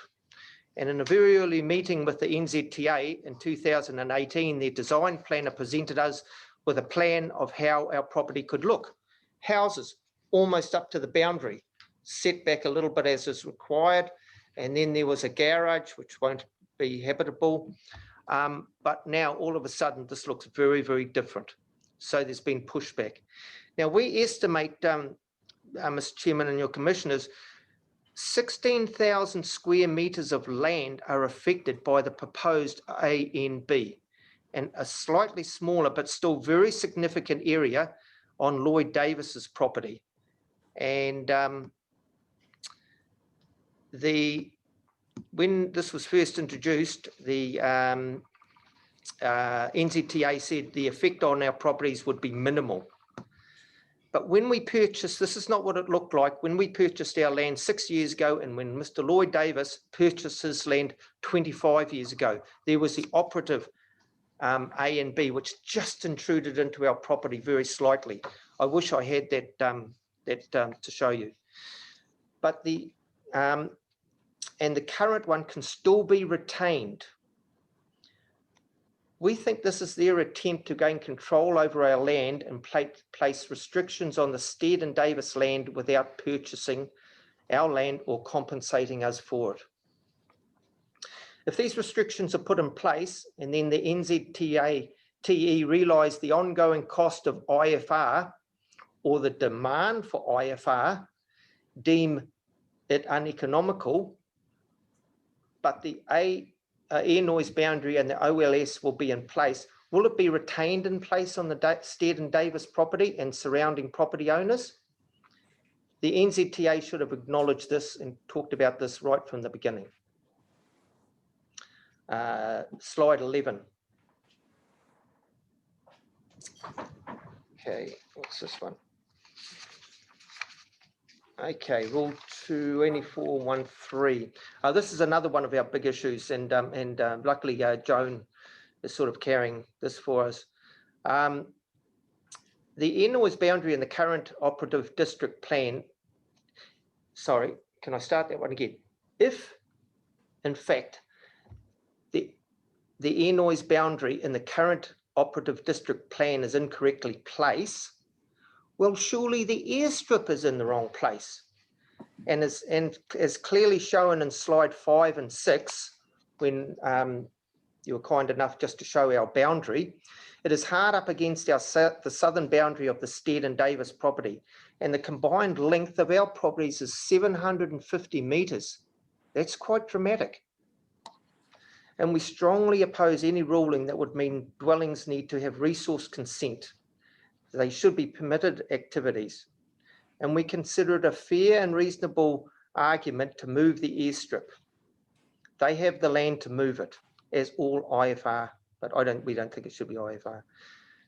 All other IFR rated airports have adequate land on either side to accommodate these IFR, and they are not intruding on anyone else's privately owned property. Leave it as it is. Slide 12. I think the circuit training and flight schooling has been adequately covered. We agree with Lynette Watson very early on in the day that Hamilton has a certain uniqueness here. It is very close, and future training should be left to Hamilton. Circuit training and helicopter training would be inappropriate for the increased number of houses expected. However, the district, and certainly my wife and I, and I'm sure Lloyd, fully understand if Westpac Rescue Helicopter comes in to refuel and does the odd training run at Te Kowhai. This does happen, and I don't know anybody that complains about that. They're wonderful. And given the current climate and the lack of new commercial pilots, the need for new commercial pilots, any future training should take place at Hamilton Airport. Last slide, if I could, please. Sorry, Commissioner, I think you're one slide. Am I one behind? I'm sorry, I think I am. Now I'm caught up. Sorry. Okay. Yep, this is our conclusion. We wish to again to make it quite clear, it is not our intention to close this airfield. We actually are finding this whole process quite stressful at the moment, that they are proposing to place all these changes and restrictions on our land for their pipe dream to future-proof the airfield for IFR rules, when they may never use them. There is no data to justify there is a need for IFR. And IFR and the air noise boundary from Taylor and Tonkin and the proposed OLS are not required for Te Kowhai Airfield to continue. They are just not required. Our bottom line is to leave the airfield in the current operative district plan and for NZTE to pull their elbows in. They're developers that have just put their fishing line out as far as they can, and we're saying, wind it in, guys, it's not going to work. Wind it in. We would like to give the NZTE the option, if it is so important to them, the NZTE, the option to purchase part of our property and to engage in communications with the Stead Davis to fully acknowledge the significant restrictions they are proposing on our place. They are proposing to place on our property, and satisfy us with a compensation package for us to mutually consider. It is the Stead and Davis's fundamental right to operate and enjoy the development of our land that we paid for with our money, and not for NZTA to be capitalising on our investment. If it wasn't for IFR, we wouldn't be here. If it wasn't for IFR, there wouldn't be a need for all this changing of the operative OLS. And why is it so important? VFR has been operating very safe for all these years. Mr. Chairman, we thank you. It's been a long day for you all, and we thank you for your time and your commissioners, and we don't believe any of our requests to be unfair. Thank you, Mr. Stead. Is Mr. I'm not sure if it's pronounced Strangewick or Strangwick. Is he here yet? No, unfortunately, he's had other commitments that he can't get out of. Yes, Commissioner, we've sought leave from the hearings administrator for Mr. Strangwick to appear on behalf of Mr. Davis after NZTE make their presentation. No, I was aware of that. I just want to, I'm mindful of time. Let's carry on and ask any questions that we have of the information that we've heard, both from Dr. Forrett and the two other presenters, and then we'll have a debrief on where we're at and where we're heading for the rest of the day. Okay. So can I start with you, Mr. Marg? Yes, look, thank you to all the presenters, particularly you, Mr. Stead. You've been rather informative and you've helped me along the way, and equally you, Mr. Holbrook. But I actually have no questions, and I think you've been fully explanatory. Thank you. Ms. Sedgwick? Yes, I have a question for Mr. Stead, and it's by way of trying to clarify something in my mind, and it relates to the importance of circuits or circuit training to a pilot. So I understand you're both pilots or involved in that.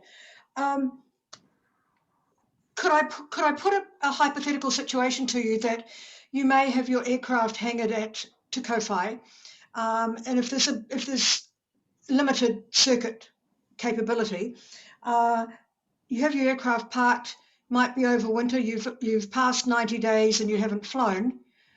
In order to be current, my understanding is you then would have to do a couple of circuits to become current again. So could you end up with a stranded, if you like, a stranded asset sitting there that you can't use because you can't do the circuits? Would that happen?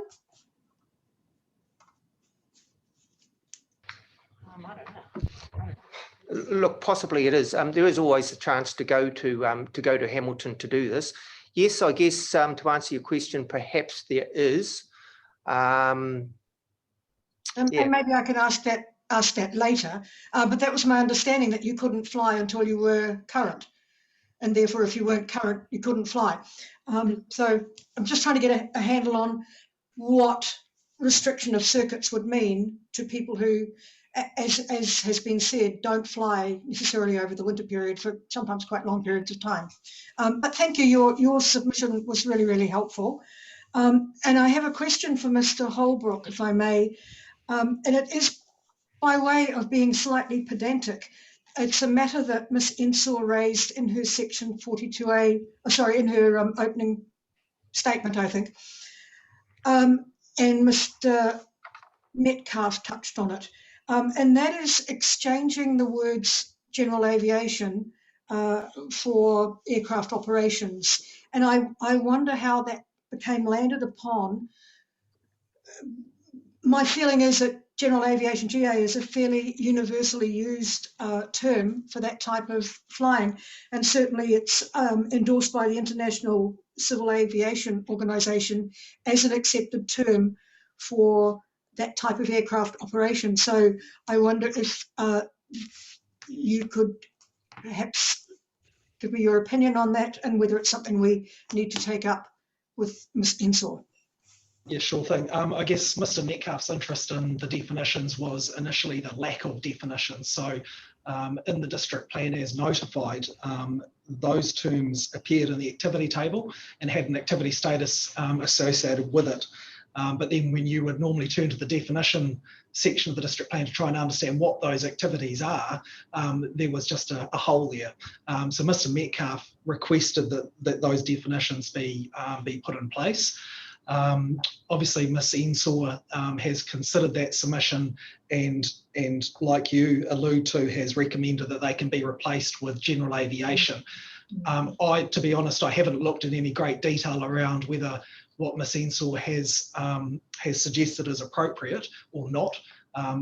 Mr. Metcalfe's interest was more around making sure there was a definition and it was recorded in the district plan. As indeed, that's very helpful. Thank you. Thank you, Mr. Fulton. Just a couple of explanations. Mr. Holbrook, the trees you referred to on Mr. Metcalfe's property, that row of trees, is that the row that goes up effectively the drive up to the house? Is that the main entranceway? That's the row of trees that looks at an angle to the road, but is that the correct one? Yeah, there's a lot of trees in that particular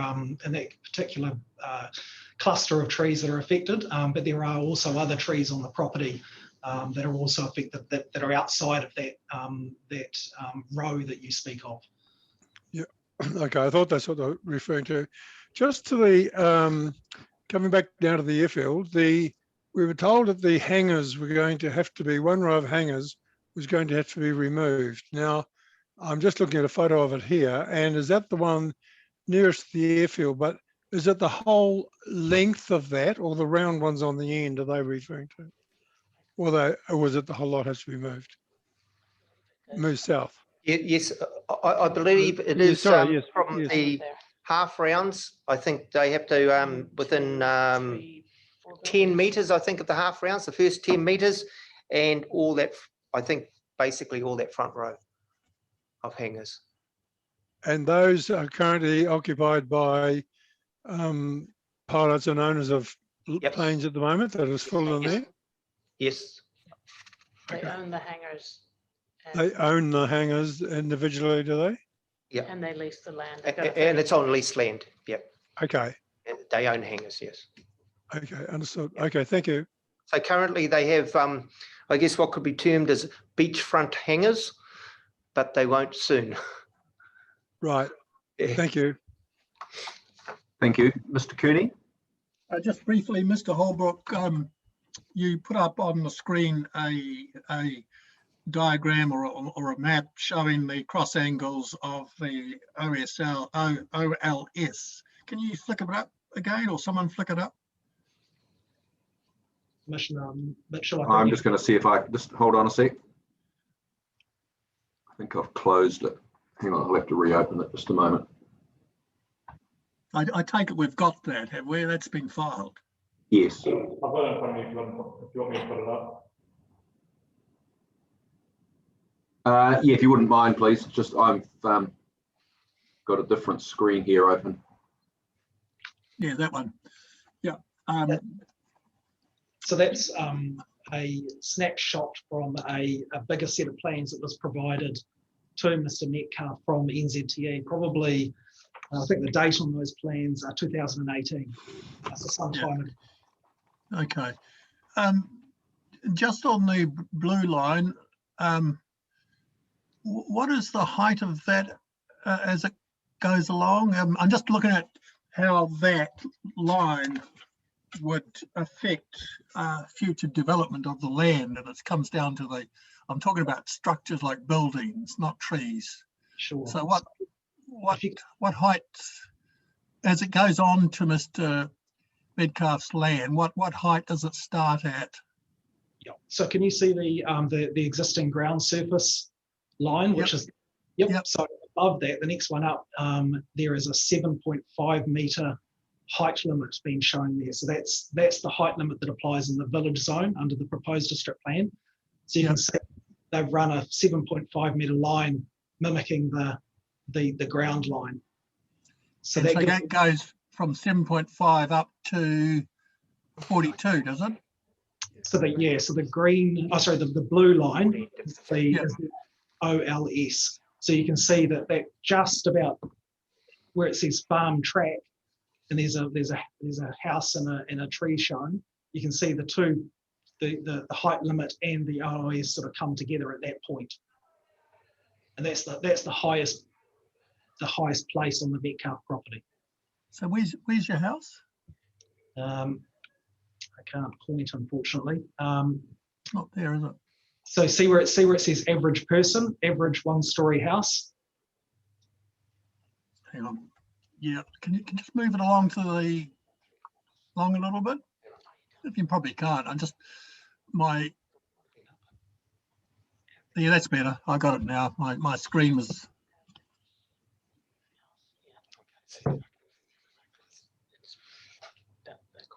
Okay. 15 then land. So the area of land that you have difficulty building on, what area? Can you give us just a rough estimate? So if you go back a slide. All right. Yep. So the blue areas on here are where the OLS comes within 10 meters of the property, of the ground level. So those are the areas that we'll just need to be quite careful when we come to develop, to ensure that the land is contoured in a way, or buildings are built in a way that don't intrude that.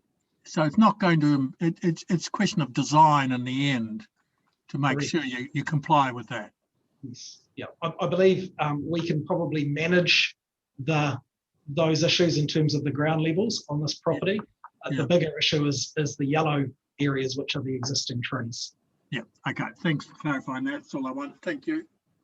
Thanks. Thank you. And I don't think I have any questions either. Thank you. It's all been made very clear, both the evidence and the relief being sought. So thank you all for that. That's very helpful. It's just after 3:30. I just want to, before we break, I just want to come back to Dr. McGill in terms of where we're at timing wise. Can you give me an indication of how long you anticipate being? And I heard you say before that you're going on leave for a month. So it seems to me that we've got two practical options depending on what your timeline update is. One is to carry on now and complete it, following which we can hear from Mr. Strangewick, or that we can adjourn and get back together again when you're back from leave. Can you help us with that, please? Thank you, sir. Would you mind if I took some instructions over the break? No, that's fine. I mean, bearing in mind that we're not going to be releasing decisions on this particular aspect of the district plan ahead of the decisions that we make on the plan as a whole, and we're 6 months or more away from that. So I think in terms of just logistics, finding another day to resume, if that was what you wanted to do, shouldn't be a particular problem. It would be my preference, sir, so that we could have a clean run. It's near the end of the day and everyone's looking a bit tired in this room. I'm sure that the commissioners are feeling it as well as the submitters are. Let's adjourn for 15 minutes and take a comfort stop. We'll come back at 5 to 4. You can liaise with your client. Mr. Strangewick may well have arrived by then. If he hasn't, he's probably cutting it fairly fine anyway. And then we can make a decision on that. Can I just note, sir, in respect of my leave, I had to come back from leave early to attend to a range of matters, and so that's why I'm going back on leave. So I have considered whether I should be flexible within that period, but I think there's already going to be demands on me, and my family won't be very grateful if I. No, don't apologise. You take instructions, and thank you, sir. We'll resume again at 5 to 4. Thank you. Commissioner, if I can also just say for Mr. Davis and Mr. Strangwick, I mean, they were anticipating being scheduled in the late morning slot and have made their arrangements accordingly, and so they've sat there from 11 o'clock. So I mean, they equally are wanting to be heard on this issue. Oh, no, there's no question of them not being heard. It's Cool. just a matter Thank of you. when. And whether sorry, we, I mean, I and just if they're wanted here to- this afternoon, we can hear from them this afternoon. If we're not, Excellent. so be it. Thank you. Sorry, I didn't wish to talk over and I ended up doing it. It's one of the foibles of these video conferencing facilities. You're not quite sure when other people finish. But the point that I wanted to make is that if they couldn't be heard today, we would be happy for them to be heard before us on another day. Because I concur with Dr. Forrett's point. That's fine. I don't think there's any disagreement about that then. So we'll adjourn till 5 to 4 and we'll come back and talk about where to from here at that point. Thank you. Commissioner, may I just give a last minute update? Yes, please. I've just spoken to Mr. Strangwick. He doesn't have capacity to appear before NZTE if we do proceed today, but he's very happy to appear after NZTE, and I understand NZTE have a right of reply in any case, and he's also willing to appear on another day if the commissioners think. Okay, we'll see where we get to it at 5 to 4. Thank you. Thank you, sir. Sorry, we weren't on record. I'll just, so that we've got that in the recorded record. Yes, sir. If you could, we'll resume. And where have you got to, Dr. McGill, regarding where to from here?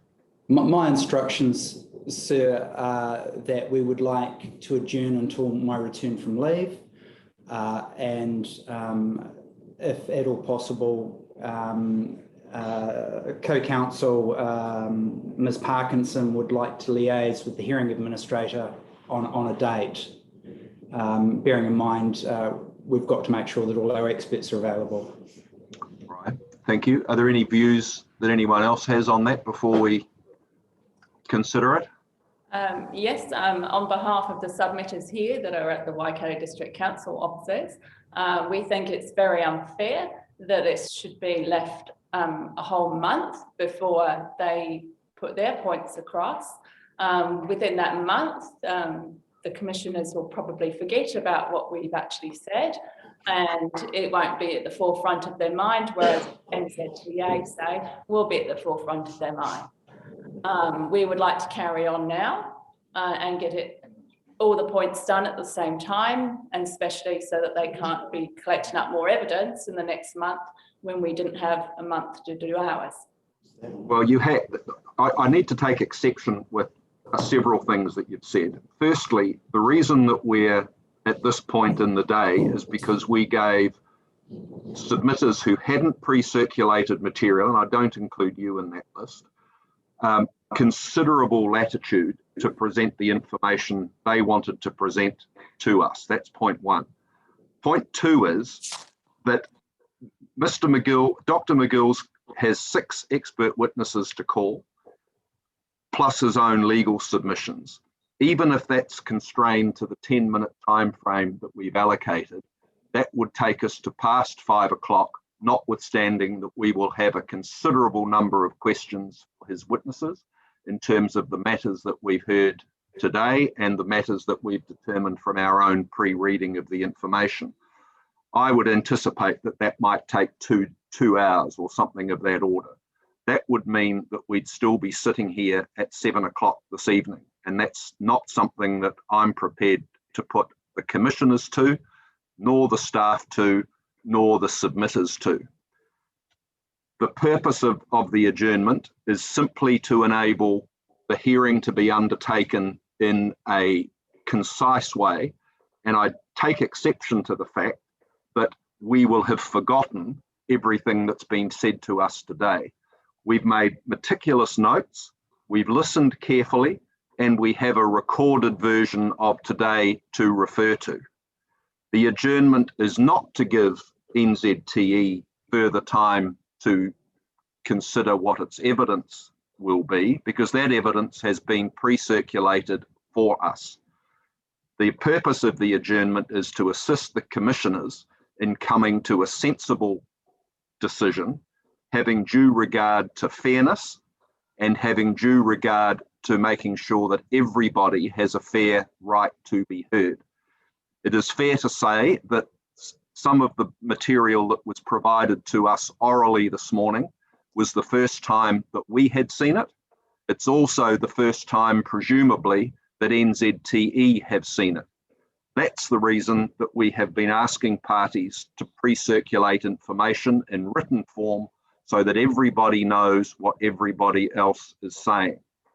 So for that reason, there's nothing undue, nor is there anything inappropriate by us adjourning now if that's the decision that we make.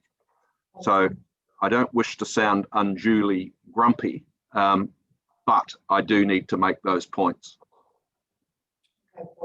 Thank you. I haven't had the chance to discuss this with a panel, but I think it's fair to say, just with even a show of hands or a quick go around the room, that the prospect of continuing the hearing till after 7 o'clock tonight is not really going to be a viable proposition. Does anyone on the panel disagree with that? No. So, I mean, we are where we are, and I think all we can do is to say we do need to adjourn now, because if we don't, all we do is then it does become disjointed, which is the point, I think, of what's just been relayed to us. It's not going to be particularly helpful to hear part of what NZTE want to say and then resume it again later. So it's only fair that we defer now and resume on a later date. Mr. Bell will liaise with everybody to figure out an appropriate time, and we'll make sure that people get sufficient notice for that to happen. And I can also indicate that to the extent that NZTE provides new information in response to what they've heard today, we'll make sure that if that is material and is not simply addressing the points that have been raised, that we'll give parties the opportunity to comment on that briefly. So we're not in the business of cutting people's rights off. We're not in the business of trying to curtail anybody's opportunity to present their information. And I'd like to think that we've been very patient in doing that today and giving everybody fair opportunity to say what they need to say. So I think without further ado, we will adjourn today because that's the only fair way to proceed. And Mr. Bell will liaise with the parties with a view to setting up a new date, bearing in mind that even if we completed the hearing today, our decision on this would not be made immediately. We've got to deliberate as a panel on this aspect. We've got to deliberate on it in the context of all the other submissions that we've heard about non-airport related matters at Te Kowhai. So we would not have been able to come to any sort of meaningful conclusion on this in the very short term in any event. And it's going to be of much greater assistance to us to come back on a later date. So on that basis, if I could thank everybody very sincerely for their contributions today, for those of you that have, we'll adjourn till a later date. And if the panel could please just wait behind with Ms. Ratt and the council admin team just briefly, please. So thank you. We stand adjourned.